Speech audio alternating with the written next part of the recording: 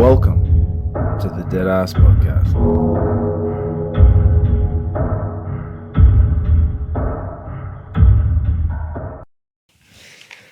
You're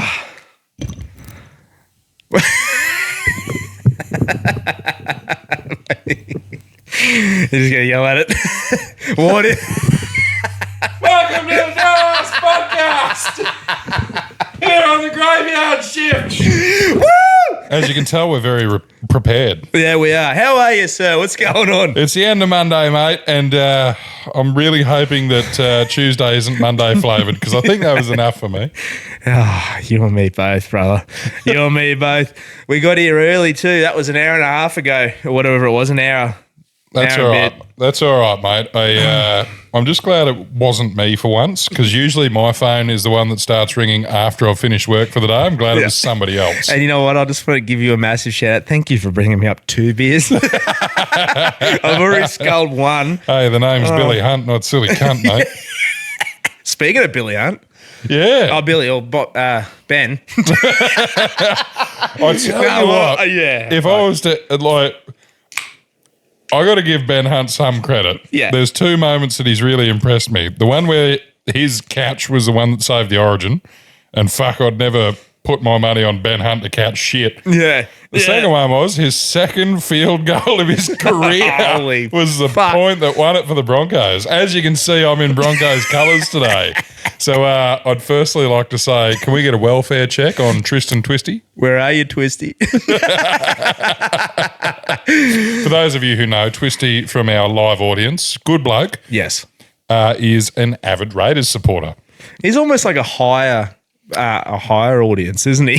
Yeah, well, I just, my favourite thing is that Twisty may have mentioned to the Deadass community about my lack thereof Raiders shorts. And, actually, good point. And my comment was very simple. I hope we smash the Raiders on Sunday. We didn't smash them, but we were there first.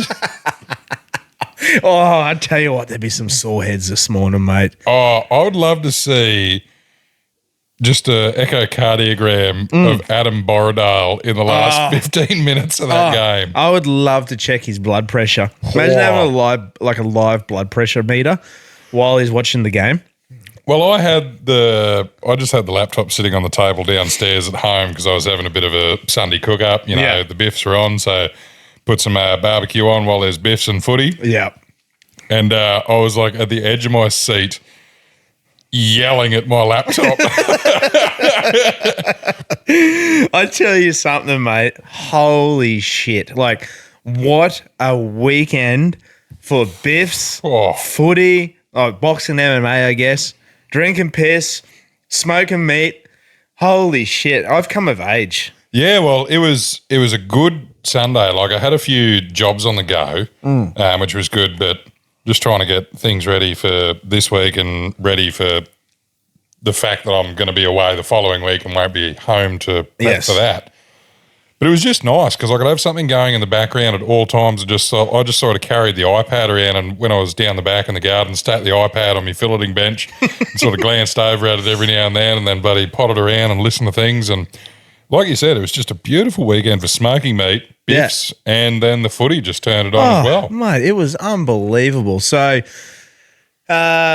Friday, I got the Friday was the 12th.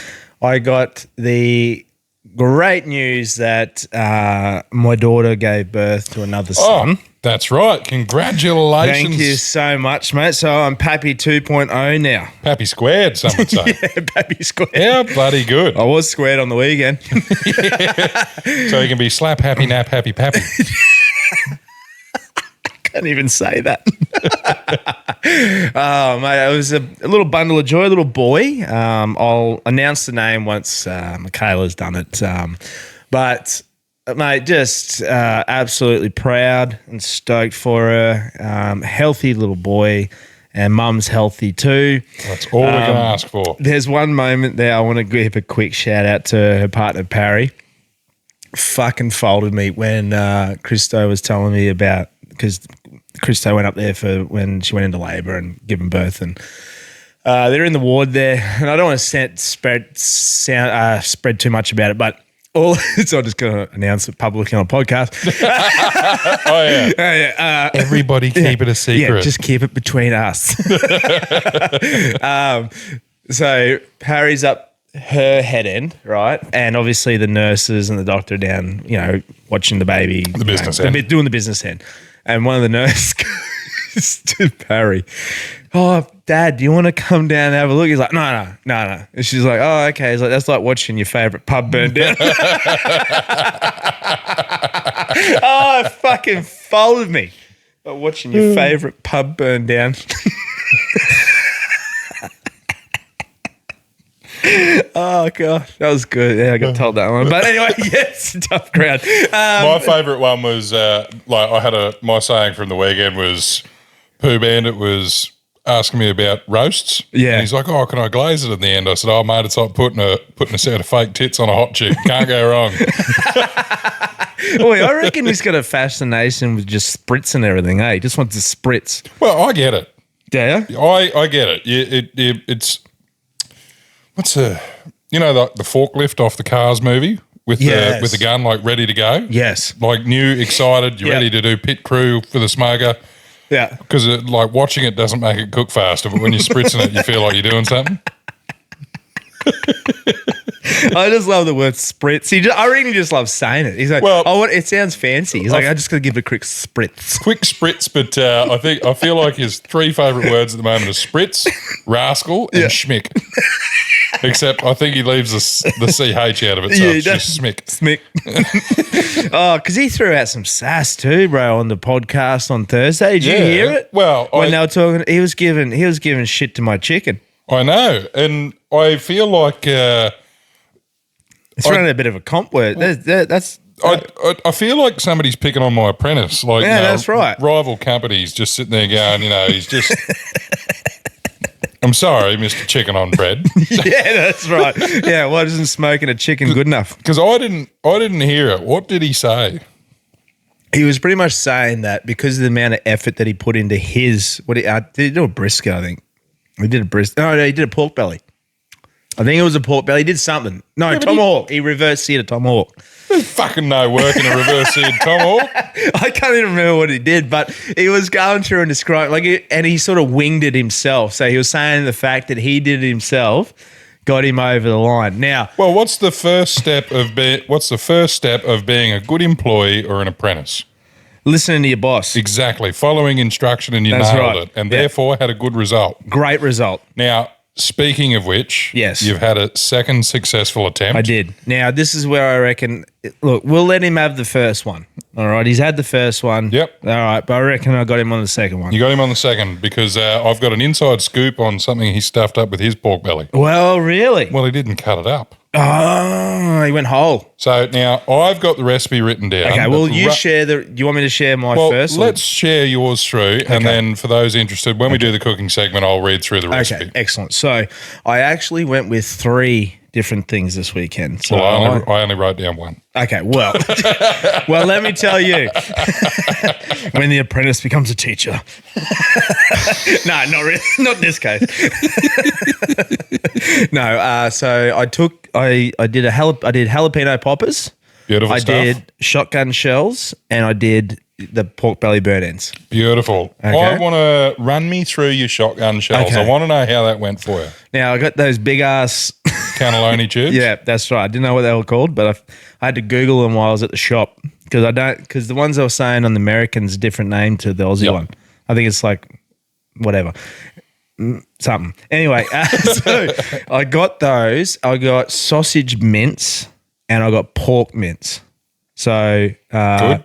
Because it was high fat content. That's high fat content. I went 50-50 on those, so that made a kilo's worth. Beautiful. With a whole tub of cream cheese and a 4 cheese melt mixed in with it. Very good. Very good. I just went really basic with the seasoning. I just put seasonal in the mix, mixed it through, and then sat there for about a fucking hour stuffing these things, eh? It's painful, eh? Painful. A piping bag helps. I tried that. I fucked that up. Yeah. I just used a freezer bag. So I find baking paper tends to hold its shape a bit. It doesn't That's a bust better out. idea, yeah. Or you can get the really thick, can't remember which brand they are, but they're the really thick Ziploc bags. Okay, well- tend to work all right, but nothing's perfect. But at some points there was making farting noises. I'm fingering it. It was just, it was a bad. The kids kept walking past, going, "Oh, Dad, can you do it a different way? Like it just doesn't look right." And it was getting rough. Wrapped it in like middle rash bacon. Yep, perfect. So I wrapped them in those. It actually held pretty well. I just worked out a rhythm where I could get one side of it sitting down and the end of it would sit down on as well. So when I put it down, it just sat wrapped. One thing I forgot was toothpicks. Yep. Fucked that up. But the cream with the jalapeno poppers, I did a very similar thing. I got cream cheese, cheddar cheese, and I did the same thing, put seasonal in it as well, just stirred that up. Very basic, man. I scooped out all the seeds, reversed the spoon, fed it. Yeah, it's easy. wrapped it in I bacon. find it's way easier with Yeah. the back of the spoon. Yeah, that was easy. Now, I actually did them the night before. Yeah, I saw Put that 'em you in- did that. yeah. Yeah, that made me very happy. It was good because it actually softened it up a little bit, and it also set the bacon. Yeah, I find doing, like, you can do all of that sort of stuff the day before. There's no harm in it, no foul. Yes. Even like doing a brisket or something like that, unless you're brining something, Yes. it's really hard to go too long if the rub's on it.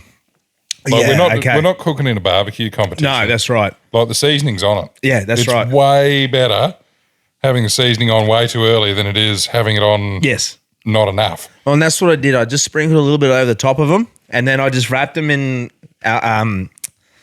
Glad wrap and just left them overnight. And I put them on first thing in the morning. And it worked. Yeah. There was no dramas. Man, there's so many things that I've learned, like that people have told me don't work, and then Yes. you do it and you're like, well, it worked. Yeah, that's right. Like, I think if you're happy with it and it tasted good, then that's really all that matters. That's what it was, man. It all worked out lovely. All the family had different opinions of what they liked more.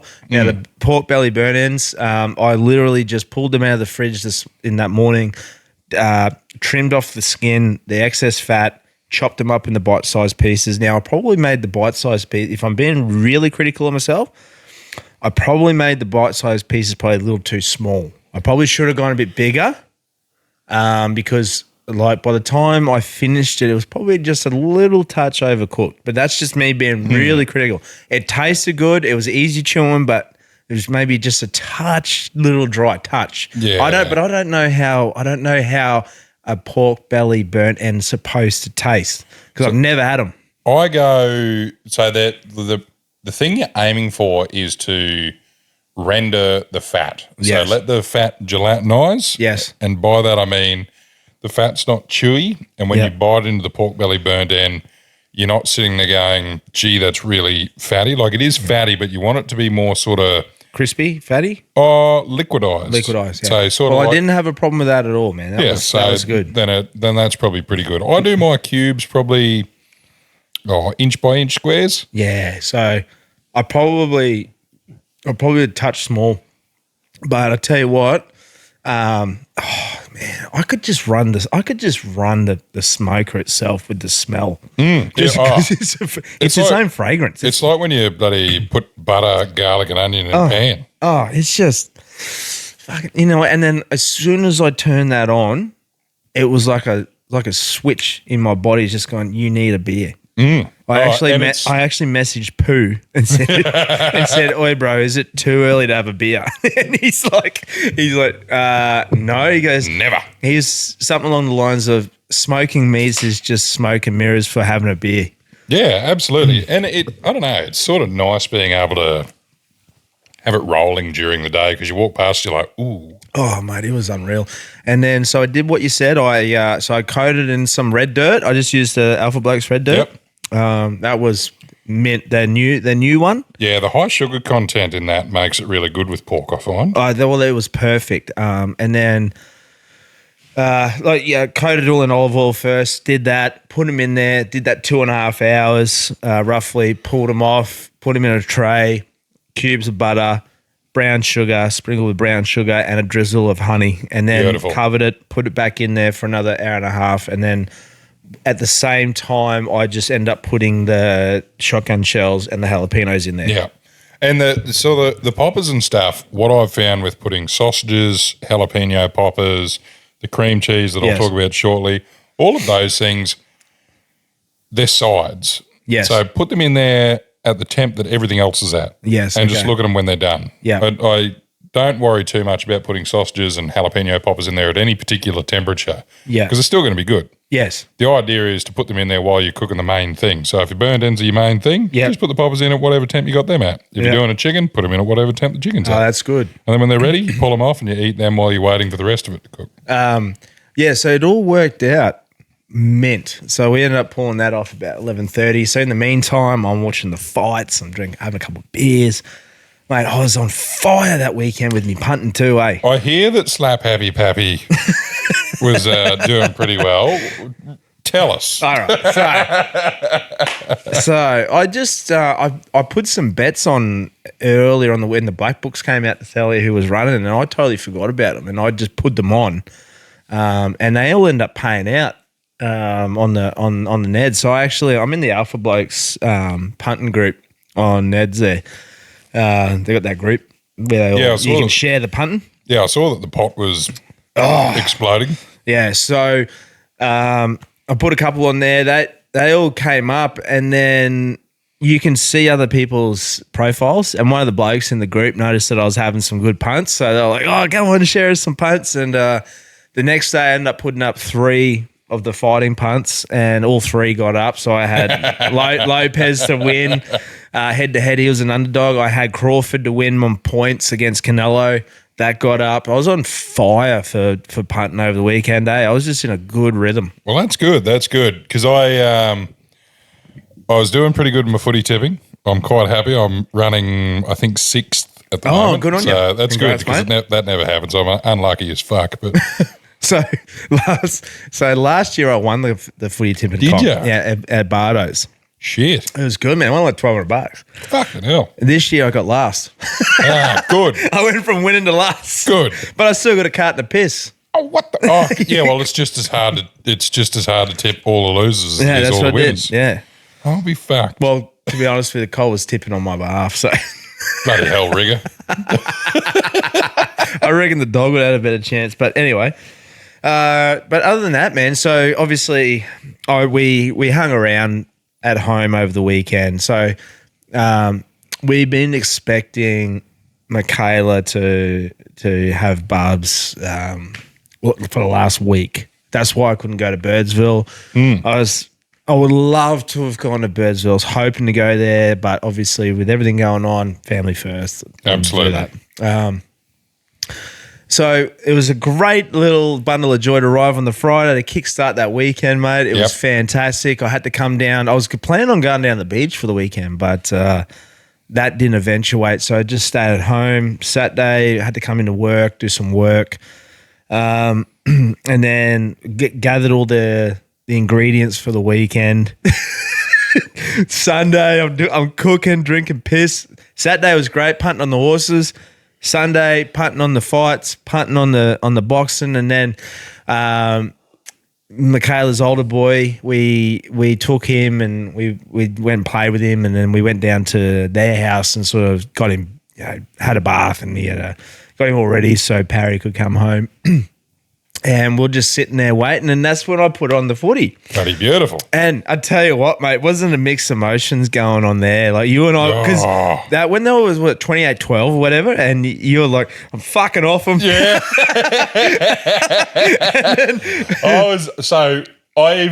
When the Raiders scored their final try, Yes. or what they thought was their final try, Yes. I almost shut the laptop. I was so close to shutting the laptop, and I ended up getting up and grabbing a beer and then realised that it was a penalty instead. I was like, oh my God, we're still in it. We're still in it. Oh, fuck, I was in And like, I don't even watch football that much. Like, if you like, I'm a social watcher. Yeah. I'll watch the Queensland, New South Wales. You might get me on a grand final, or you might get me at the Magic round with the boys going but that's the excuse to go away.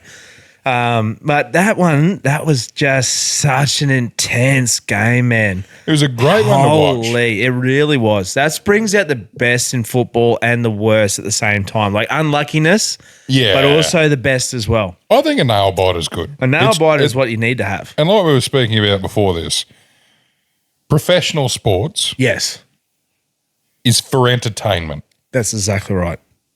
And if it was boring and not entertaining, we wouldn't fucking watch it.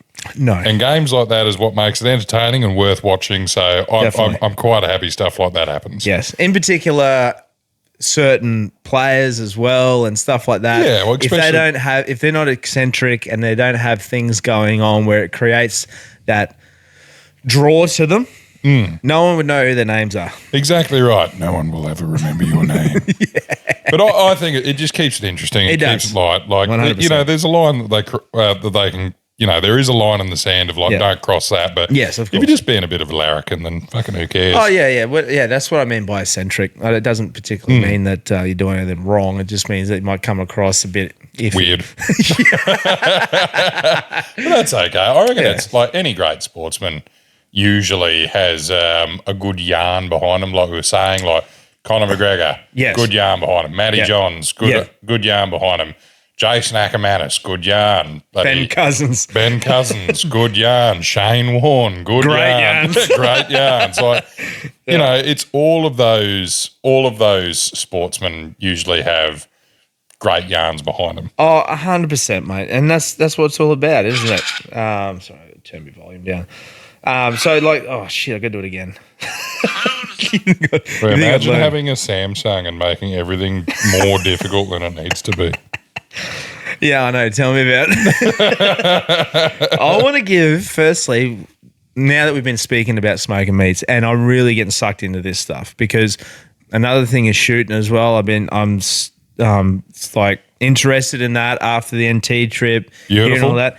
And like I said, because Pooh and I we're having some D&Ms over the weekend. We're getting right into our yarn and smoking meats, drinking piss, having a yarn. Because he's sort of like becoming of age with the UFC, so we're like bringing him into this fighting and stuff. I feel like you with the footballers like me with the UFC. I love watching it, but as far as knowledge about it, I'm very uneducated. That's right. Yeah. So, it's funny how we're all coming together and we're immersing our sort of common interests. All of our hobbies. Yeah, that's right. And everyone's sort of getting involved in it. And we're having that same thing. And I said, look, man, I'm just really excited at the moment at this point in my life. I'm, enjoying some different things, especially with some cooking and going out and doing some hunting and all this sort of stuff. And, we've got things planned for the future as well. The residual effect of that is you're getting people in the community page sharing the same things. Beautiful. And which I love. And I want to give a massive shout out to Melissa with her little life hack with those canned tomatoes as a dripping tray for your Traeger. I thought that a dripping bucket for your Traeger. Well, I was sitting there going, where do I know that name from? Mine gives me the shits because every time I pull the cover off it, I knock the bucket and spill shit everywhere. Oh, of course you would, definitely. So I'm going to steal that idea as well. I think that's a brilliant idea because it's disposable. One thing I want to bring up as well is how I did a great little fuck up ordering the wrong size boxes. I made a great fuck up and forgot to bring the boxes. That's all right. But I've got some spare there. It's all right. How do I keep doing that? No, mate, trust me. We got plenty going on. And the first thing that reminded me of when I fucked that up was the Zoolander scene where he's like, "Is this?" Yeah, I had a good laugh at that. Yeah. I do have a present for you. Do you? So sitting in front of you, so Brian.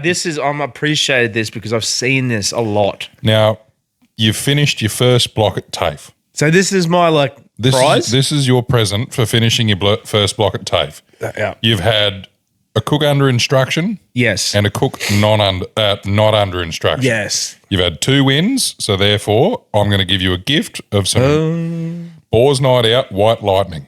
Oh, I love this, mate. Thank you so much. This essentially is like garlic and butter and Yeah, so it's a double butter garlic explosion. So there's 2 of them. There's normal White Lightning and then there's that one. yeah. Both really good. Yes. Good on veggies, all that sort of stuff. But it's a good all-purpose rub. But Okay, I feel sweet. like anybody who's smoked a bit of meat will know what that is, Know exactly and what this is. usually will rate it. No, I'm keen to give this a crack. So the other one I'd recommend is Tuffy Stone's The Big Umami. Oh, really? Okay. Yeah. Oh, there'll be a little seal Yeah, on I the just top saw of it. that. don't criticize me. That's got nothing to do with my apprenticeship. Don't judge me. don't give me a minus on that. But for anybody who has those sorts of rubs, I'll give you a little hint. Okay. Yeah. Sure. They cake up. Yes. And there's many ways to stop them caking up. But if it does cake up on Yes. you, Okay. let's say you fucked up and it just caked up. Yeah. It's very hard to get it uncaked, but one thing you can do is once it's done that, leave it in the freezer, Yeah. break it all up and just continue leaving it in the freezer, and then you can just tip it out and use it as normal because the caked up bits are frozen. And you can use it nicely and season your meat. So That's a good any idea. of mine that are caked up, I usually chuck them in the freezer and then just bust them up and just keep them in there. Here we are throwing out some life hacks. Exactly right. So who was it that told me that one?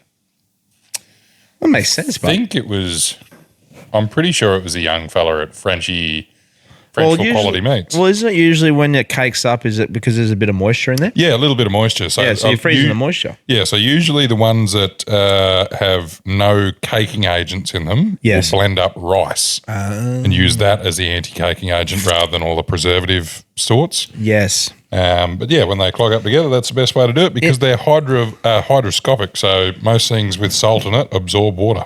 I got a question for you. Yep.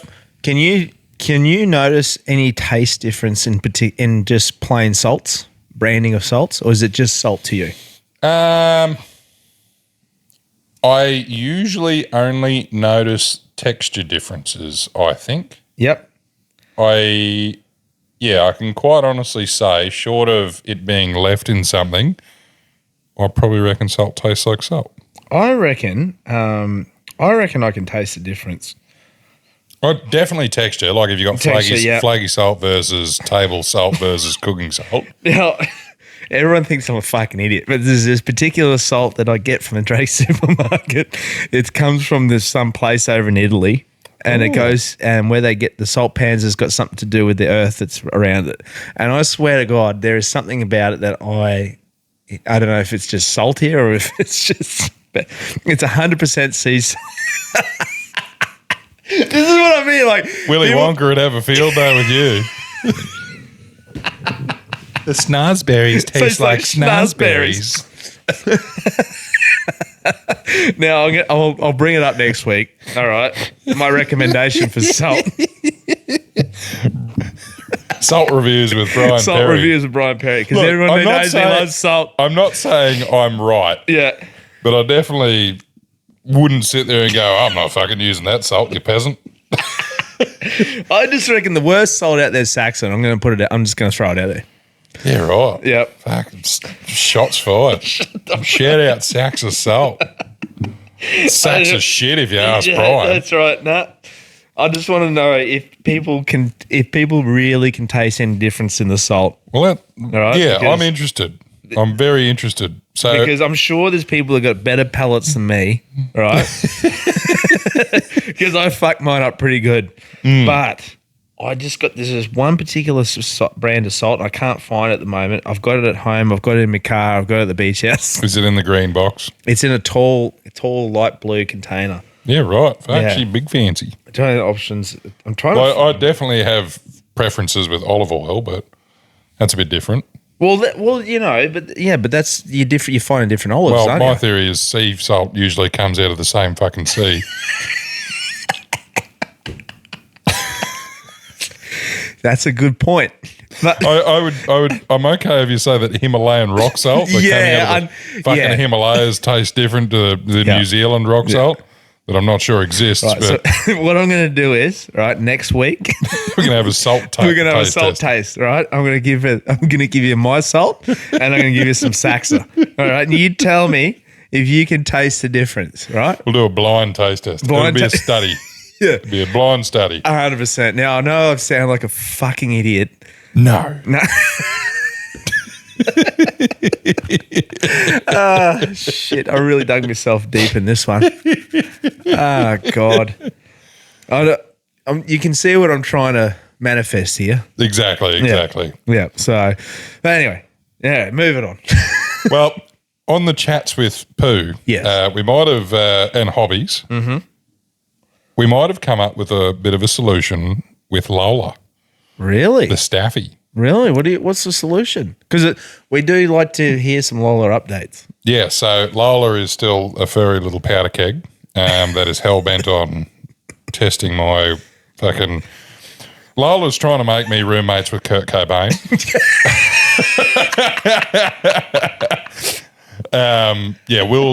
Will fucking destroy anything and act really cute and sweet afterwards. But we're thinking about giving her a run on some pigs.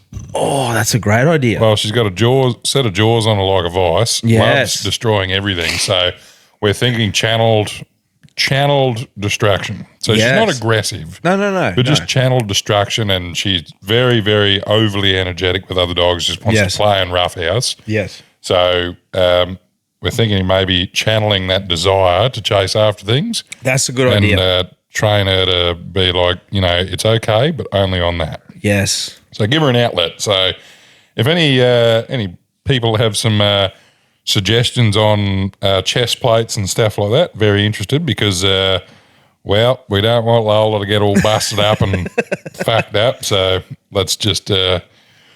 That's a great idea. We'll do it the right way, but I'm very interested to see how she go. We don't need her being the world's best pig dog. We'll just get a, I reckon, Great way to vent some energy. Yeah, get her swinging on a couple, and even if it goes out once a month and that he has a bit of a crack at it, we'll That's a great see how idea. she goes. Now, can I make a quick mention on something? Speaking of the weekend and cooking and all that sort of stuff. Let's go. While I was cooking, I don't know, because I was looking for stuff to watch, and I don't want to get. I just want something playing in the background. Like have a bit of fun with it. And I just went down a bit of a rabbit hole watching old Jean-Claude Van Damme movies. I saw that you were doing that in the black and white. I feel like the way you were watching those was how I was watching. Yes. yeah, you know where I'm going with. Why can't I think of him? Watching who? On YouTube. Bloody. Explain his name. Explain him. It's got red. God, fuck. My brain just turned off. Describe what he does. Adventures. Malcolm Douglas. Fuck. Christ almighty. Well, you're going to cop a pizzling for that. My brain. You just did a coal. That is a Monday fuck up right there. Yeah, it's been a rough Monday. But that's what it is. You want to know a nostalgic thing that I miss though? Yeah, what's playing that? in the background? What's that? Video hits and rage. 100%. That was always the tune you go to on a Saturday morning. Exactly. Flicker on, go do the housework, go do everything. Like you got a plan in the background, and then you'd see like a new video clip because all you hear is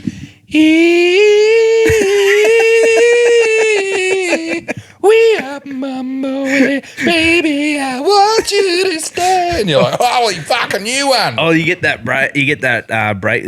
Rage. What do you reckon was the most mind-blowing video that you saw with video hits or rage? I've got two. Was it mine? I think mine was it. Is it Cranberry Zombie? No, the one with the fetus, and it's Marilyn Manson always had fucking wild video clips, but yeah, there was that. It was because it was all poppy ones. It was like the pop. Oh no! One I loved was Metallica. Memory Remains. oh, that was a good one. Where they got the coffin on a pendulum and the thing's spinning around. Yeah, well, That was a good one. Mine was number one best video clip ever. Yeah. Eric Prid's "Call on Me." Oh, If you haven't seen it, look it up. Eric hands Prid's down. "Call on Me." hands down, the best. Fuck. Young me, watch that shit on repeat. Oh, the hands down, the best ever.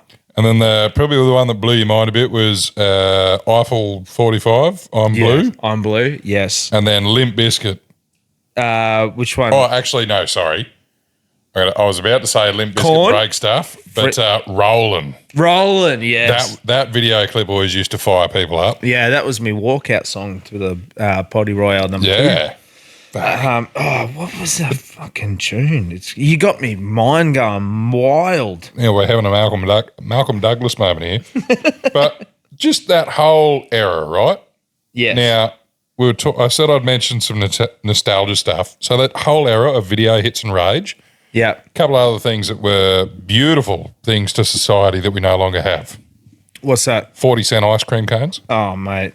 Oh, I'm telling you. Bloopers in movies.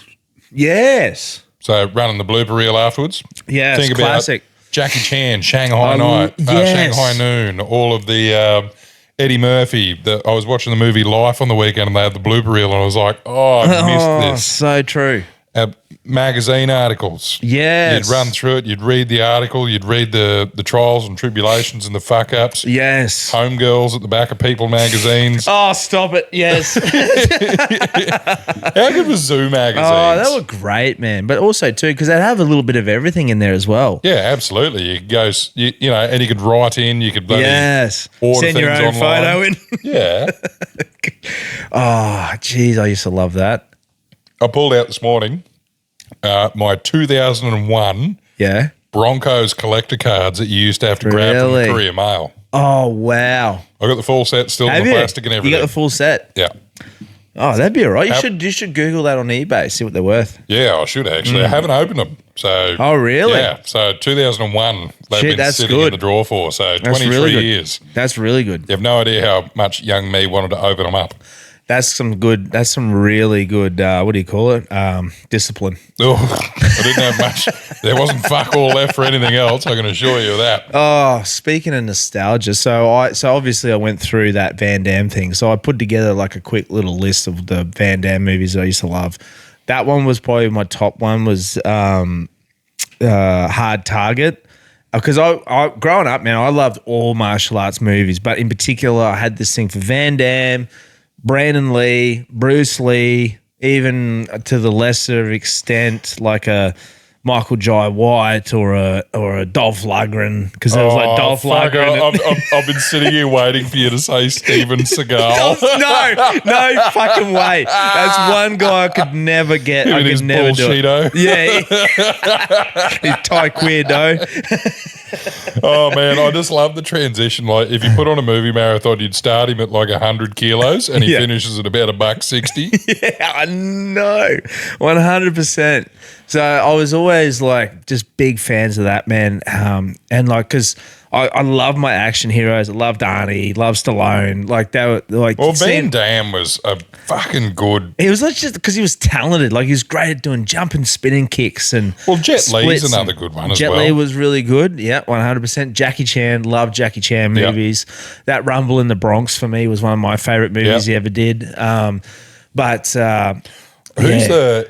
the bloke from IP Man? Ip Man. That what's his name? Fuck, that's a good one. Yeah, he's another good one. He was in the John Wick series as well. He was. He played the blind guy. Yeah, he's another good actor. Plays it well, really well. And then so it was. Ip Man was based on a real dude. Yeah. I didn't realize that.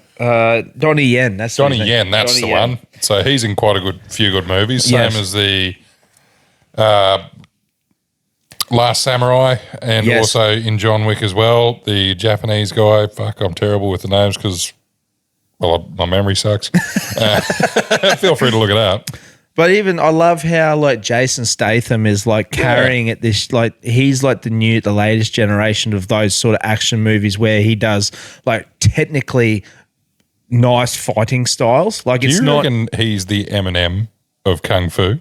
Yeah, he is. Yeah, he is. Exactly. That is the perfect example. What this white boy come practice kick style for? Come here, I kick your ass. It's so true. He's like Rabbit at 8 Mile. Fucking Jason Statham. Mum Spaghetti. Fucking hell. Who are you? I'm the beatboxer.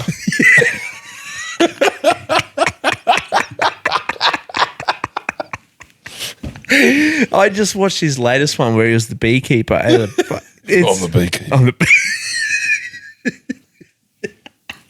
Oh, I just love that. He fucking, but it's just, I love that style of movies. They're just so fucking good. Any gritty comedy. So I always used to like the stuff, anything with Vinnie Jones. Yes. All of those. 100%. Like, I know they're not quite kung fu movies, but you just knew they were going to be just not a cheaply produced, but like cheaper than mainstream, but it was going to be good, entertaining, and you could just watch it. Oh, man. Because I know this has been said before, but it wasn't that long ago where it was Friday night, man. Missus and the kids would fucking go to Blockbuster, get the movies for the weekend, grab the pizza, sit in here, man, fucking throw a DVD in, and we'd just binge food and watch DVDs. It was some of the best weekends I've ever had. And you'd get the microwave popcorn from the movie theater. Yes. Have you seen the price of going to the movies in Rocky? I wanted to do it the other day. $70 friggin' for two people to go. Yes. I'd hate to see what a choc top on top of that is worth. Yeah, because I always love a choc top. Fuck, she's out of the budget, Bill. Well, I'll be going... I'll be sneaking fucking lollies in like I did when we were little kids, because Mum and Dad, they never had the extra money to fucking buy the popcorn. We get the ticket, but then they'd be like stuffing our pants with fucking chocolates and shit like that, you know, the home brand crap from IGA or whatever it was. Yeah. Yeah, and that's what we'd be eating in the thing. You'd have the packet of popcorn that you'd have to put through the popcorn machine or in the pot, and you fucking burn most of it. Yeah. Then you'd start melting butter in the microwave. Yeah. Oh. But I tell you what, man, that was some good times. I've mentioned it. I mentioned it to Winnie from Cowman Gaming Co. One thing I'd love to do one weekend, and I'd like to incorporate some people in the Deadass community, is we have a massive sleepover, right? So we get this. It's not the kind you'd throw your keys in the bowl, all right? It's just what? Stop looking at me like that. Is this one of those moments where you like the guy at the pub in the background that's like the permanent fixture at the end of the bar, where he's just like, back in my day, we had to go to the movies to finger people. Everything I'm saying this is making me look fucking weird.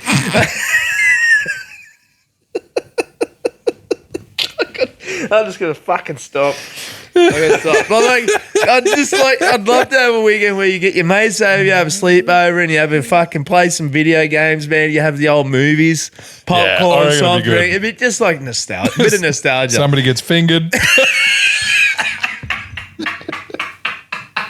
Look out, Twisty, he's giving you a wristy.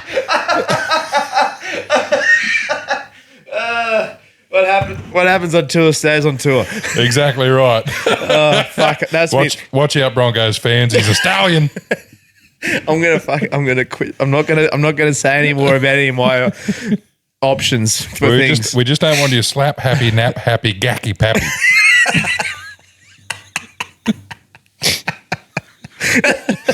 I'm here all week, people. I know. Yes, this is what a way to start the week off. Fuck, I needed it. On that note, I'm going to go for a wee. Oh, God, you're killing me. So tell us more about your swingers party. I knew that. No, you just threw me straight up.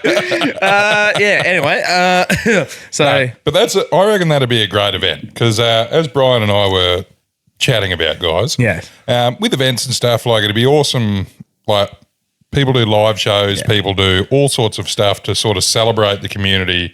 That's involved with a podcast, and we'd love to do that sort of stuff, but it's probably more up our alley to do smaller community-based events. Yes, definitely. Where everybody's involved rather than a big show. Because the issue that I see with live shows is you just don't get a chance to interact with people. That's exactly right. So the idea is, I like the idea of maybe having multiple different things take place over the year that sort of caters to everyone's sort of thing. So I was like, we'll do the cemetery tour, which we're going to do. We've had a heap of feedback about that one. We're going to do that one. Yep. I'd love to do something like that in the sense of, but it can be an adult one where you drink piss and you watch old school movies, you play old school games. Like I've got, because like I've got like old school Nintendos, Sega Mega Drives, GameCubes, fucking. So on this topic, so my father sent me a photo today. Really? I upped him. Did ya? So he sent me this text. I didn't chuck it out. Oh, yes. So I just showed Brian, it's a photo of 2 PlayStation 1s. Now, fun fact, this one here. Oh, the slim one, the tiny one. No, the big one. The big one, yeah. That was a pre-release. Oh, So really? that was a competition that Brooke entered way back when PlayStation was first getting released, and she won that, and she was one of the very first people in Australia to get a PlayStation 1, and it came with In Cold Blood and Speed Freaks, the games. Oh, wow. So I said to him, I was like, oh, I'll take that off you, and the slimline one would be good to work, but that is good. one of the very first That's PlayStation ones. That's a rare piece of Well, that's why I was machinery. fucking up him for the rent.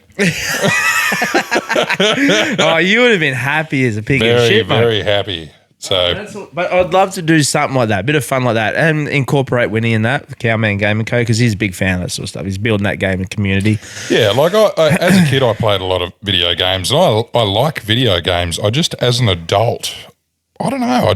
I gave them up. Well, the part my problem is, there's a lot of time invested in it now, and I don't have the time. I think my problem was the wanting to take on too many hobbies. Yes. I'm one of those people that just wants to, I don't know, try everything. So like games are fun. Yep. No doubt about it. Yep. Guns are also fun. Yep. So is riding motorbikes, they're also fun. Watching movies is fun. Going to comedy shows is fun. Going fishing is fun. Going, there's thousands and thousands of things that are fun. Yes. So it's sort of like, I'd rather give everything 5 minutes than one thing, all of it. Yeah. So, I'm like that, but my problem is I get hyper focused on one thing. Yeah, I do that too. And then I get, that's the only thing I'm worried about at the time. Everything else gets half-assed looked at, and then I'm hyper focused on one thing. The good thing is actually, I'm surprised I've been able to keep this so consistent. You know what I mean? Yeah. Oh, mate, I agree with you. And and I think this is probably because it's a good outlet for us. But it's a great excuse. Oh, and like if you honestly said to me like, "Hey, this afternoon we're going to go play Halo," yes, I'd be like, "Great idea." Like I wouldn't have anything against it. But that's not what I'm saying. It's more so just there's just hundreds of options, and it's like nothing I think is better than the other. It's just sort of you take to some things, take to others. But what was your favourite game? My favourite game, you can go across a couple of consoles. So when I was a younger kid, the Sega Mega Drive, I loved playing RoboCop vs Terminator. There was this game that came out because I was a mad RoboCop fan, mad Terminator fan. Loved playing that game. We're going to sound fucking old here because I reckon there's going to be a 22-year-old going, what the fuck's a Mega Drive? What's a Mega Drive? The next console I had after that was a PlayStation 1. And my favourite games in that were playing the Gran Turismo games because I used to love playing those because you could get all the unlock the different categories, the different cars. Yeah. And then the PlayStation 2, man, there was a couple of games there that was The Warriors, you know, the movie The Warriors. Mm-hmm. Come out to play, yay. Warriors, come out to play, yay. That, the 50 Cent game, there was, and then that sort of introduced like the first run of like the Grand Theft Autos. Yeah. And then I got sucked into all those.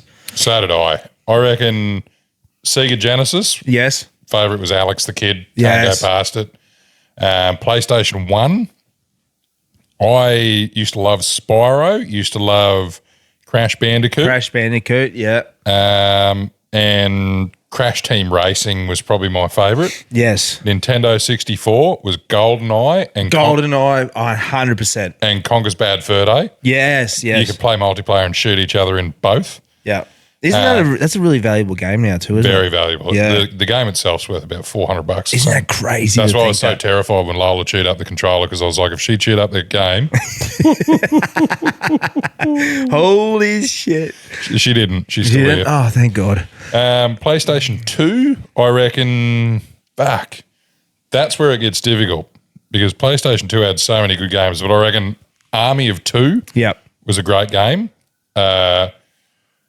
There was one other game I want to give a massive shout out to. Yeah, go on. And it was sort of like the run of 64 and PlayStation 1. That was Tony Hawk's skateboarding. Yeah, Tony Hawk's Pro Skater 2 Pro Skater was 2, my man. absolute favourite. And the soundtrack to that just set me off for Millencolin, Motorhead, all those songs, Ace of Spades, all that soundtrack itself. I still listen to those tracks from that game. Oh, mate, I love it. I'll never forget sort of like that satisfaction of playing Tony Hawk's Pro Skater. And then when it came out on PlayStation 2 with no loading scenes, fucking hell. So good, eh? Another one that was good on PlayStation 2 was Champions of Narath. Really? Which was a sort of third-person view where you could play it with two people. Yep. There was heaps of other games. I reckon PlayStation 3 was where I got into Call of Duty. Yes. On computer, my favourite game was Call of Duty 2. Yeah, okay. And also Warcraft, but not World of Warcraft. Yes. So when I was in boarding school, we used to link up on a LAN network, so a local Wi-Fi network, or local area network is what it stands for, but we'd play games against each other, and they were always Call of Duty 2 and Warcraft. That's cool. And it was just a group of people who'd play against each other. My first interaction with like online gaming with other people was Counter-Strike. You remember Counter-Strike? I remember Counter-Strike. I was just about to say fucking Halo. It probably would be my all-time favourite. Yeah. I just don't think anything compares. Now, if you want to talk about old school, man, I remember having to, as a kid, now I'm really showing my age here, on a Windows 95 computer, which was premium of its time back in the day, having to go into MS-DOS and play Duke Nukem 3D. Wow. That is old. There was a game that I used to play. Sorry, there's another game. So there was a game that I used to play on Windows 98. Yes. Which was Catacombs. Okay, That was great. Level 10, fucking boost. But there was Dungeon Keeper. If anybody listening, so I reckon Cow Gaming Co. Yeah, there's got to be a couple of people there that love the original Dungeon Keeper. That game was fucking awesome. Did you ever get into The Sims or Farming Simulator? I did like The Sims. Sims on PlayStation was shit. Yeah, I liked it on the computer. Was great. Yeah, that was at some point, because I know they've been talking about that lately. They use that as I don't know if they use that as a derogative term, but so, I noticed a lot of people talking about, this guy must play Farming Simulator.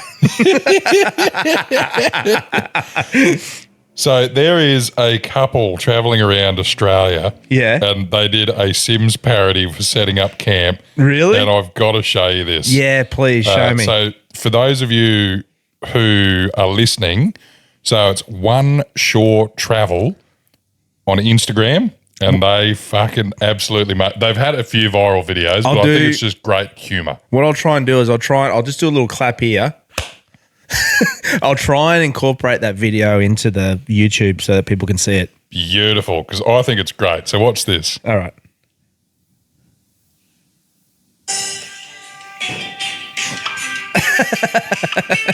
Oh, they even put the green diamonds on. Yeah.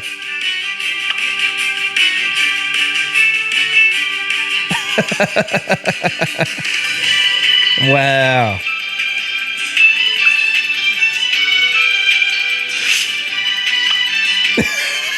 Now, I've been doing social media for a long time, and I don't know how they put the green diamonds on their heads. That is good, because it's following it too. That looks so real too. It's so good. It was like that.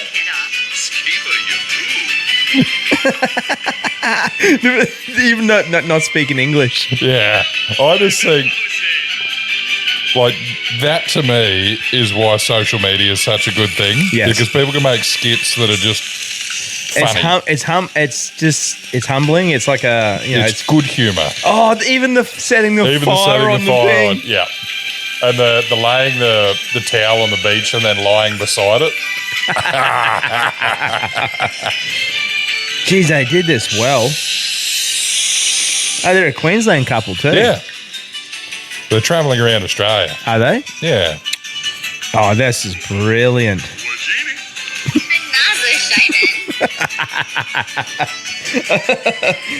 Oh. What? It's shagging in the rooftop. Yeah. Oh, that's brilliant. That's awesome, mate. Are they? That's something I'm going to get into in the near future as well. So, a part Shagging of in a rooftop tent or... hopefully. Chris, you want to go camping? No. We're going to the drive-through movie, darling. Yeah. I'll drive in. How good would that be if Rocky had a drive-in movie theatre? They used to. They used to. Down Alexander Street or something, wasn't it? Yeah, I think so. No, because, this evolved. And, you got a nice compliment from Christo about how she likes this evolution of me cooking. And Oh, that's good. I'm training you up nicely. You train him out really well. So if you ever need any training tips, just hit up Big Sexy. He'll look after you. Well, I told him not to blame me when he gets fat. Well, I've noticed I've put a little couple of Ks on lately, eh? That's all right. Good to cuddle. It's just You that guys will winter find out on the movie night. Yeah, fucking no. Just drop your keys here. We're getting matching jammies. Onesies. I was going to say, as I'm evolving. Evolving? Evolving. You're like a Pokemon. I am. I'm turning to Blastoise. Papasaurus. Papasaurus. I want to get into. I want to do a bit of camping stuff. So I'm probably going to try and get that rooftop tent and do all that sort of stuff. Eventually, I'm working on it. Well, it's always good that. Oh fuck! I thought that was Twisty for a second. I was like, "Fuck! I'm going to get punched." Yeah. Oh yeah. Go hard. Yeah. I was being pretty hard on the Raiders, and I thought, "Fuck! If Twisty comes anywhere near me, he's going to deck me." Yeah. Hey, Broncos for life, mate. No, that's it. 100%. Switched them off and they scored that fucking try. Exactly. I was saying before, I almost did the same thing where I was like, "Oh fuck this game!" Went to shut the computer, and I was like, "Wait, there's more." They come up on the bottom screen, try. I'm like, oh, fuck yes. Yeah. Turned it off. Oh, Cole went to bed. Andrew's on the fucking plane, turned his fucking phone off. Oh, did he? Yeah, fair mate. enough. Yeah. Mad keen Broncos supporter. Yeah. Oh mate. So if you're listening, we got Cole here, another live audience member. Yeah, that's it, yeah. Shout out, Carl. Rigger's gone. Rigger's gone. Rigger's gone. Carl's here. I'm sorry. I just want to know, Cole, how was your vet visit this half when Dale took you down? Something wrong with my ears. Got something wrong with your ears, yeah? Yeah, now I take these bloody distemper fucking pills and shit. Yeah, okay. Yeah. They give you an itch cream? Itch cream. Yeah. You got that skin sensitivity. It's just around the groin. Yeah, around the groin. Yeah, fair enough. Try sunbaking your hoop. I hear it's good. Well, I've heard that, yeah, from the other blokes, yeah. Take your shoes off and ground yourself. What are you doing? That's how I know if anybody's looking in my backyard. Yeah, that's it. All I hear is, ah! Speaking of Pappy moments, though. Yes. Oh, actually, no, Yeah. you wanted to get into the camping. No, that's what I was going to say. Oh, That's what I was going to beautiful. say, yeah. I had a proper Poppy moment. What'd you do? Got cranky at Qantas. Did you really? So, you know when You've been having a bad run with them. Well, Because you know when you get a couple of tins of motivation into you and then Yes. you'll get an email in your inbox that says, "Would you like to complete our survey?" And I was like, "Yes, I fucking do." So part of it was I was able to give feedback. So here is the letter that I sent to Qantas. I love it. Here we go. Dear Qantas, I've had that many cancelled and delayed flights between Rockhampton and Brisbane this year. I'm starting to think that your business model is just organised gaslighting. Thanks for choosing Qantas. I didn't choose you. You're just the only option that didn't involve hitchhiking down the Bruce Highway. Every time I book, it's like foreplay without the orgasm. Hours of waiting, plenty of frustration, and at the end, nothing takes off. Honestly, your on-time record makes my drunk uncle look reliable. Rocky Airport has turned into my own personal hell. I've spent so many hours on those plastic chairs, I'm considering claiming them as dependents on my tax return. The announcements are the best part, though. That sweet monotone. We apologise for your inconvenience. Sounds about as sincere as a bloke saying, she's just a friend. You've cancelled on me more times than a washed-up influencer's OnlyFans. And I've had quicker turnarounds from a dodgy kebab. At least a kebab makes me feel something in the end. Here's what you owe your passengers. Beer vouchers with every delay. Real beer. None of this fucking water shit. Yeah. You need to sit down, drink a beer and forget about it. Free therapy sessions with your pilots. Just so that we can figure out why none of them ever fucking turn up. And if you're going to cancel again, just be honest and text me you up. At least then I'll know I'm getting fucked.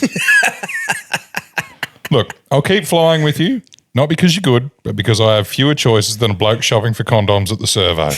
Make no mistake, every time I see the words flight cancelled on my screen, I say Qantas in the same way I say cancer. Sort your shit out with absolute content and a carry-on full of disappointment. Zayd and Brian. I'm guessing that had something to do with a recent cancellation or a recent postponement, or Define recent. Every fucking flight. one. You poor We can bastard. narrow it down to the apology tour that I've got on my phone. Oh my God. But I'm just sick of getting on the bus, Yeah. getting on the plane, getting off the plane, getting on the bus, sitting on the bus for half an hour, getting back in the airport, and then getting on somebody else's plane. That's bad. That's like, you know how like my luck is with flying, but you know, yours is definitely way up there more than mine. Granted, I've caught a lot of flights this year, But statistically, it's definitely above average how many that you're getting fucking cancelled. I worked it out. Major delays, so not 15 minutes, like more like an hour, has been 1 out of 2. Fucking hell. 50%. 50%. 50% of the flights I've caught have been Jesus. fucked over. So, which is awesome because I'm glad they're cheap out of Rocky. Yeah, fucking oath. Yeah. That's one thing that pisses me off the most because they always have sales on. It's never out of Rocky. They know that, and their flights are so expensive. Like I just booked one. Oh, I booked one. I'm going down October 11th going to get yourself checked gala dinner. So I just booked the flights.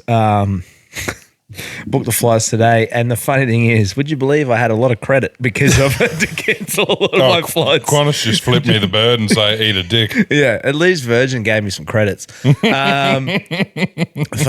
yeah, but like I think it was like this. So I'm a month out from the gala dinner and booking a ticket. The options were go down Friday first thing in the morning was $250, right? That's pretty standard out of Rocky. That's standard, yeah. But the Was next that Virgin or Qantas? Virgin. No, Qantas is like standard 240, I think. Yeah, so the flight return, the only option was, get this is the price difference. If I took the 8 o'clock flight in the morning, it was $270. If I took the 10:55 flight, it was $792. I shit you not. I'll show you the screenshot. Fuck. So obviously I was getting on the 8:55. I don't care how buckled I am. Well, I had a couple out of, so Chris is doing a bit of work for me down in New South Wales at the moment. Yeah. And like obviously one of the biggest risks you can give to an employee is putting him in a motor vehicle. Yes. Just because it's like technically speaking, it's a high risk activity where if something goes wrong, it usually goes quite wrong. So I just said, we'll fly you back when we can, like leave the car there. Some of the flights, Newcastle to Brisbane, were like $60. And I was like, Isn't that crazy? I was like, where the fuck are these up north? Like, for $60, like, you can't drive the car back for that, let alone the time it takes. I was just so devastated when Bonza fucking folded. They were a gem. Bonza was great. And do you remember Tiger Airways Yes. back in the day when you could get like a flight to Brizzy for $20? I know. I'd shove my carry-on luggage up my ass for a $20 flight. I'm not much of a political person, but they need to have some sort of shit in place to look after regional people with flights and pricing and stuff like that. Yeah, because that's just fucking ridiculous. Well, especially for, one of our listeners, I won't put them out, but like they had to fly down to Brisbane for appointments related to pregnancy. Yes. And they get a bit back, but they were still out of pocket a lot. A lot. Yeah. And getting fucked over by the airway just as much. And it's sort of like, fuck, like if that's one person that I know of. Imagine all the people that I don't know that are getting messed up as well. And I don't mean to have a whinge about it. No. Hell, like the amount of money Yes. in profit that they boasted last year Yes. after sacking all of their employees Yes. and after the massive buyouts and payouts that they got during the pandemic that a lot of small businesses didn't get. A lot of small businesses just got told kick rocks and That's go exactly out right. of business. 100%. And a lot of people are still suffering, yet the duopoly of airlines just get to continue on their rampage. Mate, I totally agree with you. One thing I want to bring up too, speaking politically stuff, obviously the news of Charlie Kirk getting assassinated. Oh, man. the news Heavy news. News in general in America has been pretty bleak. Crazy. Now, I'm not voicing my political views on that, and this is not a place for this sort of stuff. So I'm going to be the first to say to all the listeners, like, our podcast is not political based at all. There's enough fucking places that you can go and get political views and opinions and all that sort of stuff. This is a place where you can get escape from it. But one thing I would just want to say is that I actually had a listener reach out to me. They, in particular, there was that video shot of Charlie Kirk's wife holding his hand in the casket, and he had some questions about it. Now, that's something that I'm going to bring up on the morning show. Oh, yeah, and that sort of stuff's fine. So to give you guys an idea, Brian and I had a bit of a chat about, and I'll talk about my standpoint here. I've always believed through my entire career there's a few things that you never win when you talk about. Yes. No matter if you're right or you're wrong, Yes. somebody's always going to be upset and somebody's always going to be the instigator. Yes. And those topics are politics, Yes. religion, Yes. paychecks, Yes. and pussy. Yeah. So true. That is so true. And the thing with it is you can chat about it a little bit and it's okay. And then as soon as an opinion comes into it, somebody gets upset. So my standpoint is this with all of it. You will never be able to convince me that violence is the answer for somebody voicing their opinion. Yes, I agree. However wrong, when we have legal systems in place to deal with any wrongdoing. Yes. I'm not saying that what he was doing was wrong. I'm not saying that what he was doing is right. What I'm saying is that I don't agree with anybody taking violent action against any human being in any situation. I totally agree.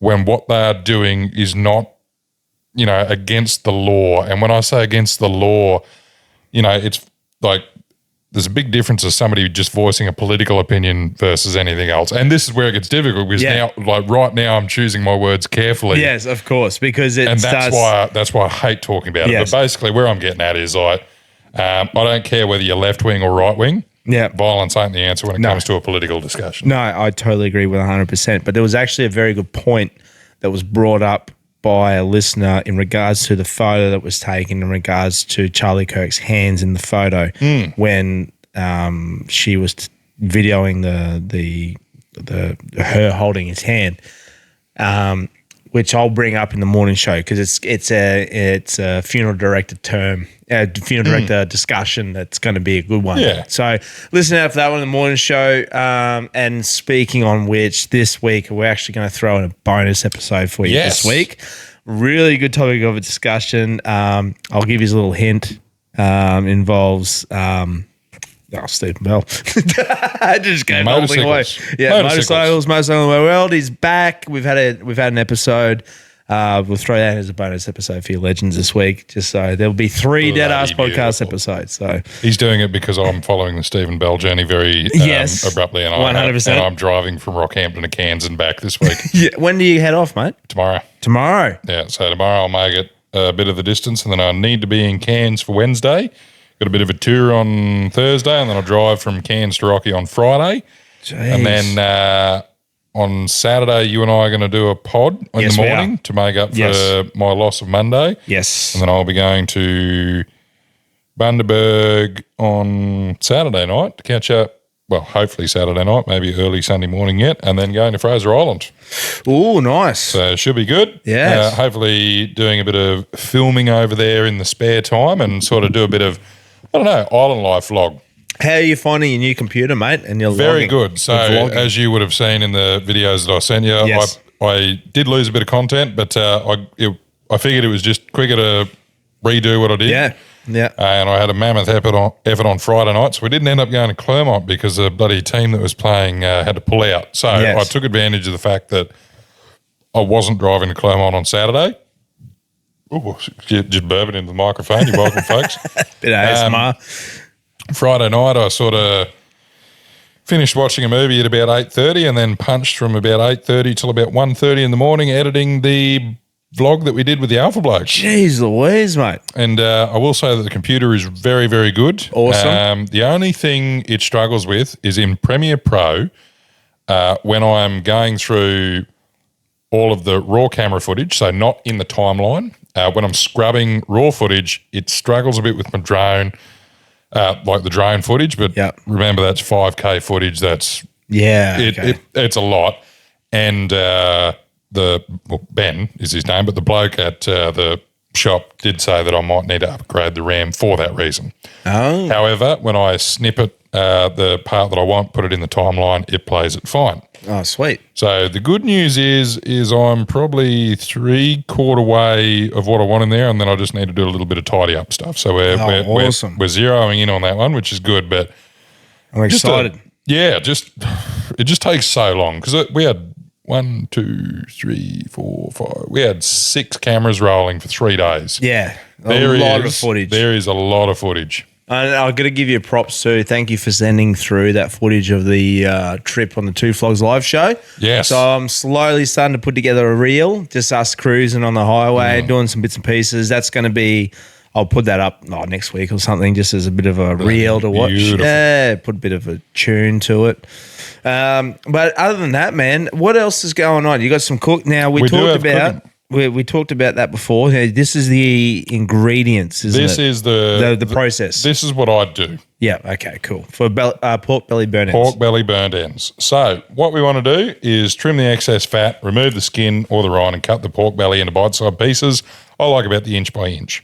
Coat lightly in olive oil or mustard. So American mustard's great, just to help the rub I stick. might try that next time. I like mustard. Yeah. I prefer mustard over oil. Yeah. Okay. You Sure. can't taste it. You can't. Okay. Rightio. Yeah. No, I just think the mustard evens stuff out a bit. The other thing you can use is Kewpie mayo. Works really well. See, I'm a whore for Kewpie mayo. Well, use the Kewpie mayo then. I will. If you prefer mayo over mustard, you can't, like, when I say you can't taste it, it's not like you go, ooh, mustard. It really blanks it out. It's a barrier. But if you like Kewpie mayo more than mustard, use Kewpie mayo. Okay. Cool. But anyway, cut it into inch by inch cubes. Put your rub on there, whatever rub you like. I think sweet rubs go well with pork. Yeah. And then preheat your smoker to 120 degrees C. Place cubes on a wire rack or put them directly on the grate, but just have them spaced out so they get even flow around. Smoke for about 2.5 to 3 hours until they develop a nice mahogany bark. Yep. Look at them. I reckon look, touch, feel, they look right. Transfer those cubes into a foil tray. Add cubes of butter. Little hint, if you sit there and go, oh, that's too much butter, that's why your food's not tasting good. Ooh. Heaps of fucking butter. I'm talking like half a stick of butter or more. Righto, because I was a bit worried about that. No, I was worried. fucking heaps of yeah. butter. Okay. Cool. Yeah. Excellent. A lot of people severely underestimate the amount of butter that chefs put in food. Okay. Excellent. Good note. I'm not saying that smokers are chefs, but No, but I tell you, it's doing a fucking good job at my household. yeah, well, heaps of butter, drizzle of honey, brown sugar onto the pork. I like to put a bit of barbecue sauce in there, but you don't have to. Just play the course you're on, whatever you like. Cover the foil and tray, put it back in the smoker for 1.5 to 2 hours until the pork's probe tender. So I like to check on the skin or the meat side. You can find it's sort of like jelly, like jelly cubes. Should have a bit of wobble to it. Then what I do is I open up the foil, I drain the excess fat off, and then I put either some barbecue sauce on there or a glaze or whatever it is that I want to put on there, put it back into the smoker for 30 minutes just to sort of caramelise that glaze. What I mean by that is when you put barbecue sauce on, it's got sugar in it. You want that sugar to caramelise a bit. Yes, okay. And then it's nice and sticky. Yeah, okay, rightio. I like putting it in, doing a bit of a very basic coleslaw. So cabbage, olive oil, lime juice, salt, apple cider vinegar. Wow, Just yeah, a little okay. dose on the cabbage and put that in a taco and put the pork belly burnt ends on there the next day. Beautiful stuff. Jeez, that sounds good. Very good thing. So that's how I do the pork belly burnt ends. Now, there was one other thing you did do on the weekend. It was a dessert. I did 2 things, actually. Did ya? I did cream cheese in the smoke. Oh, So- mate, now let me just quickly, before you say that, I was going to do that because you gave me the tips on doing that, but I ran out of room in my smoker because I'm feeding a big family. So Well- I put a heap of the 3 that I already done. Well, that's all right. Well, this one's one for next time. So get a cube of cream cheese from Woolies, just Yeah. a square home brand block of cream cheese. Yeah. Pull that out of the packet. Score it like you would a pork belly. Dust it with, put it on some baking paper or butcher's paper or alfoil, otherwise you won't get it back out of the smoker. Dust it with a rub of your choosing, doesn't really matter. I just do one that's sort of simple. Then drizzle the honey on it, put it in the smoker for an hour while you're doing the other stuff, and then you can just dip crackers into it. Bloody okay. beautiful. Is it? Absolutely. And then what I did was I was practicing some camp oven desserts. So I did a Nutella bread and butter pudding. How'd that go? Was it good? Amazing. Because you were sending me little snippets of it. Little snippets. So And it looked good. So the only thing that I got that I could have done better is I just cut the bread into large triangles. Yes, okay. Instead of halving the slices, I'd quartered the slices. of bread. That's what your recommendation. So get about 8 slices of bread. Yep. No, you can do 10, but 8 slices of bread is fine. Cover one side with Nutella, cut it then quarter it. Yep. Then we want to make a mixture up. So you're going to get 3 eggs, 1.5 cups of full cream milk, 1 cup of thickened cream, 1/3 of a cup of caster sugar. You can just use normal sugar, doesn't really fucking matter, and a teaspoon of vanilla extract. Mix that up. Line the bottom of whatever your baking tray it is. You want it sort of a bit of a tight fit. You don't want it sort of willy-nilly. Yeah. Pour that mixture over the top, and then I got some white chocolate chips, but you can use any chocolate chips you like, and just sprinkled those over and put it in the oven. I left it in there till it just looked right. So I had it in there at 180 degrees. I think it was in there for about 45 minutes. Yeah. Pulled it out, and then I scooped that out and served it with some fresh cream. Custard would have gone well. Vanilla ice cream would have gone well, but it was beautiful. Oh, God, that sounds good, eh? Because I got a bad habit. You know what I'm like? I'll eat great during the whole day. Like, I'll do really well. I'll wake up in the morning. I'll make sure I have a great breakfast, healthy lunch, healthy dinner, and then come right before I'm about to hit the bed, I just fucking pig out on shit. You just need a little sweet treat. You're like, oh, I've been a good boy. I've been really good. I can treat myself. I just need to level out that savoury. I do that every night. So obviously, with all the cooking, mate, we want to give a massive shout out with our partnership with On Track Meals. Absolutely. Legends, mate. Those feeds are unreal. So if you're camping, hiking, going traveling, jumping on the Harleys, going for a cruise down south or north or west, wherever the fuck you're going, mate, grab yourself one of those meals because they are unreal. And just remember, at the checkout, use the code word Deadass, DEADASS, to get yourself a cheeky little discount, 10% off all the meals. Absolutely. I'm going to be using a couple of them from Fraser. So for those of you who don't know, it's Taylor season. Is it really? And I'm going to go over there and do some night sessions. So for those of you who don't know, you can't have fires on Fraser. So while I'm on the beach, I think it'll be a nice little time to try out those magnesium packs because it's windy as anything over at Fraser. So I won't have to run the butane cooker. 100%. I can just heat those meals up, have a bit of stuff on the beach, and then get back to fishing. So I'm very excited to try out a few of them. Definitely. And we've got some trips coming up in the next month or two. And we'll be taking those packs with us and testing them out and giving you some reviews on what we're doing. We'll be doing a bit of hunting. So I reckon an early morning breakfast will be very good. Yeah. And I reckon we might be able to do a little bit of a sneaky cook-up as well. Oh, 100%. With both some venison and some of those on-track meals. Oh, mate, I'm so excited. So, yeah, jump over to On Track Meals, supporter of the podcast, get yourself a nice little discount there, Deadass at the checkout. Absolutely. And on to our other sponsor and the last segment of the day. Yes. We have our CTC Amazing Human of the Week. Bloody oath. So, Knuckles and the team there at Country Trucking Caps, massive supporter of the podcast.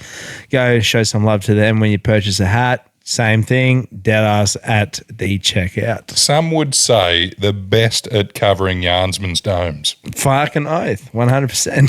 So this week, Who we our got? amazing human is Jason Brown. Jason Brown. Now, I love these segments, man. So these get me Well- intrigued. You've got some bangers. You've had some absolute bangers and some bangers from the Deadass community. Yes, and once again, appreciate the pallbearers sending everything in. I really do get I just get a bit of a smile on my face when I you and me read through both. people getting interested and stuff. But I thought I'd go with the football theme this week. Oh, good But, choice. I've got an NFL player, NFL. so strap in.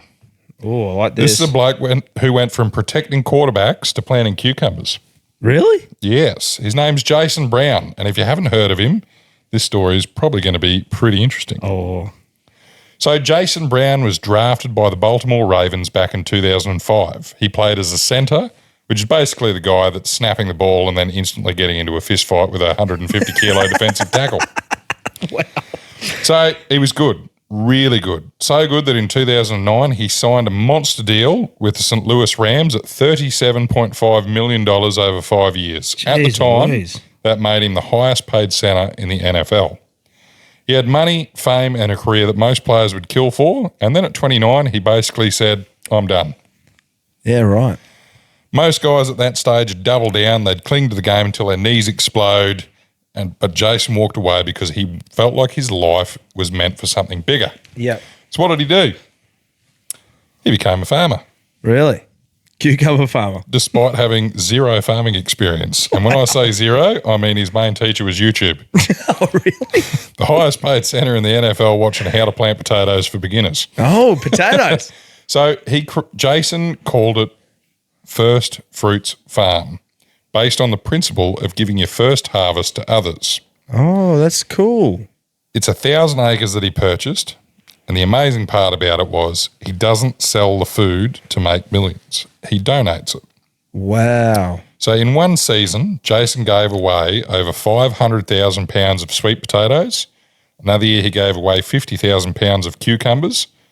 All up, his farmers provided millions of servings of food to food banks, shelters, and people doing it tough. Truckloads of fresh produce heading straight to families in need, all grown by a bloke who once snapped people's legs for a living in football.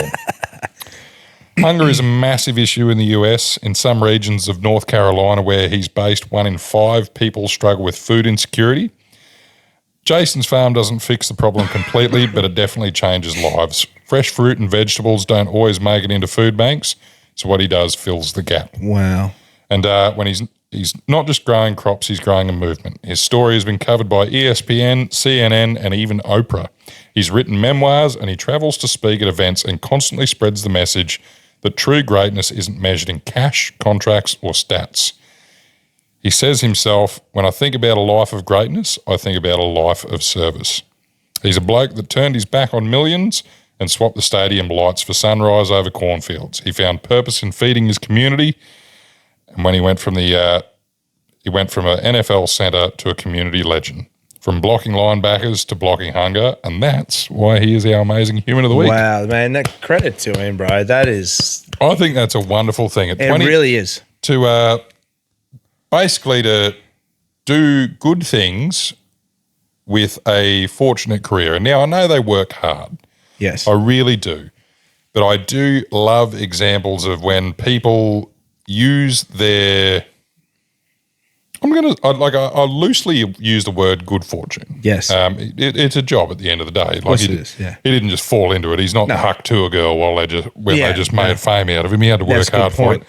But I do appreciate the fact that he gave back to his community. Yes. A community that gave him something. So it's really nice. So that's why he made the list this week.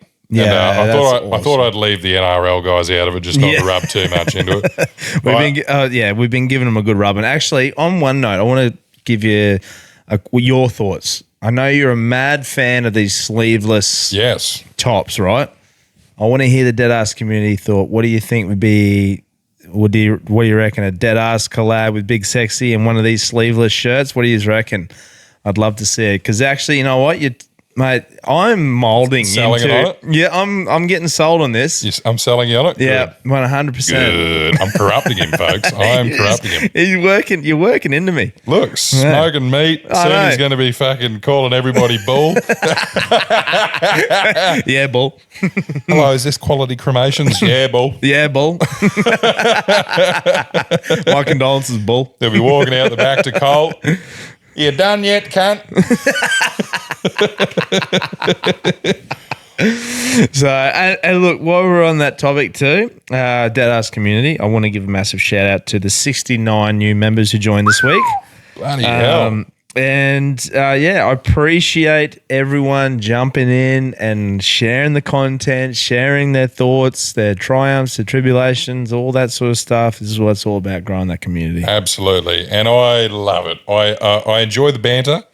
Me too. I enjoy the I guess the envy I get when people have sort of sent something in that's really cool. So I've had a few people send in their gym setups. Yes. Which is really cool.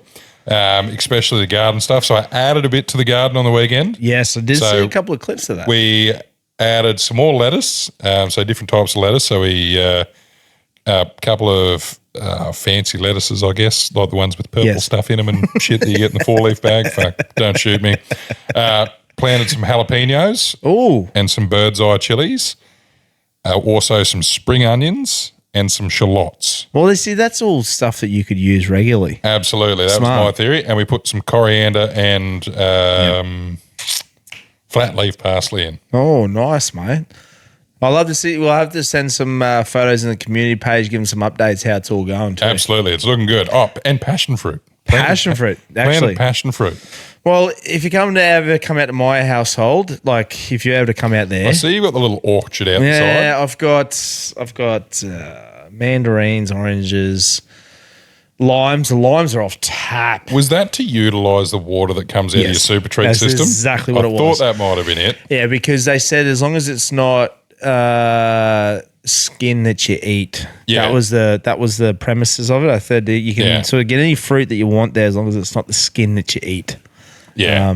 I don't know because the water that comes out, it's recycled water, but like I wouldn't drink it, but I wouldn't think it would affect the fruit that much, but obviously it does. So Can't be any worse than the stuff they used to spray on the footy fields where we'd bloody go play football and end up with a staph infection. that's the way I look at it. So, but yeah, that's pretty much. And passion fruit, that's the one I wanted to get to. Yeah, you got to have passion fruit. I'm a sucker for a bit of passion fruit.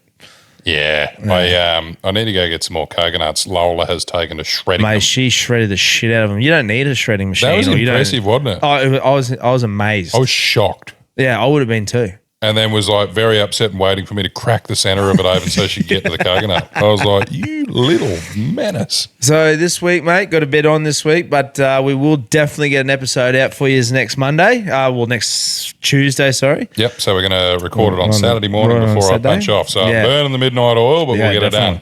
But hey, look, if you throw in any questions or anything in the meantime, we'll definitely happily answer them for you on the next graveyard shift. So absolutely. Mate, it's been another pleasure. Never a chore with you, old son. Absolutely, mate. Like I said, I love it, so I keep doing it. Yeah, bull. Yeah, bull. What do we say, bull?